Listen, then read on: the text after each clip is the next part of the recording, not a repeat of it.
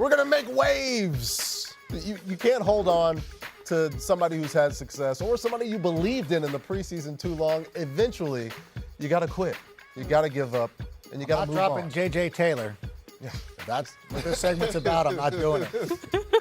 Rank still believes. Let's start, Kimmy, with you. Who are you just bailing on right now? This is heartbreaking to say, especially because I just gave this man a rose last week.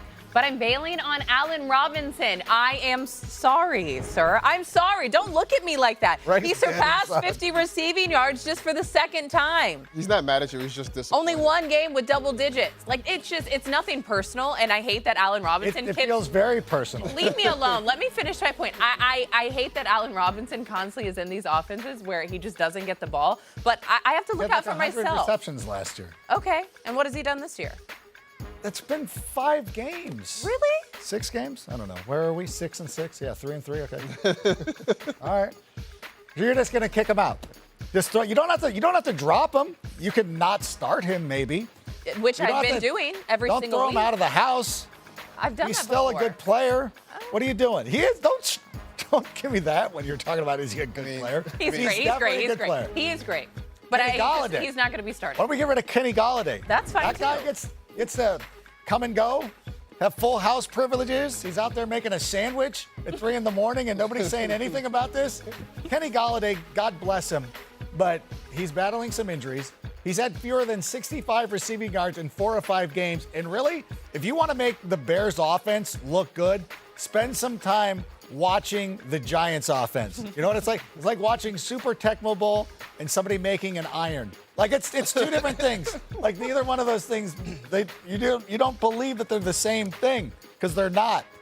So get rid of Kenny Golladay. No disrespect, Kenny. Well, you're good. Well, if Kenny Golladay is being denied kitchen privileges, Robert Tonyan, we're just changing the locks at this point. I mean, he's sort of that roommate that pays rent late. He's barely around. When he shows up, you're kind of surprised about it. I mean, he's still rostered in 57% of NFL.com leagues. Stop that. He has only 1 game with more than 2 catches, only 1 game with more than 10 yards. It's pretty much Devontae Adams and then, like, everybody else in this passing game. He's like the roommate that wants a landline. Like who? What? Why?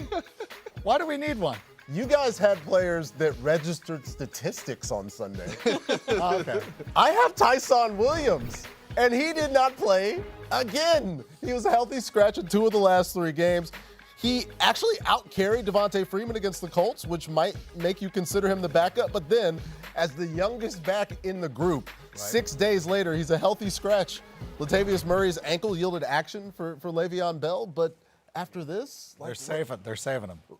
Some guy on Twitter, one of our recurring characters, some guy on Twitter, said that they're saving him for the postseason. They're wrapping him in lucite, and they're just gonna wait. Tyson Williams They're gonna break him out in week 16. And it's gonna be like, oh my God, gosh, they have a running back? They're gonna be sitting there and they're gonna be playing the Steelers or something, and all of a sudden the announcer is gonna be like, oh my God, that's Tyson Williams' music. Here he comes. He's gonna come running in like Edge at the Royal Rumble, and the crowd's gonna pop. And he's going to gain 100 yards. I mean, the fantasy season will be over. Yeah. But for the Ravens, it'll be super sweet. Okay. Well, if he's going to be on the wire in our leagues, because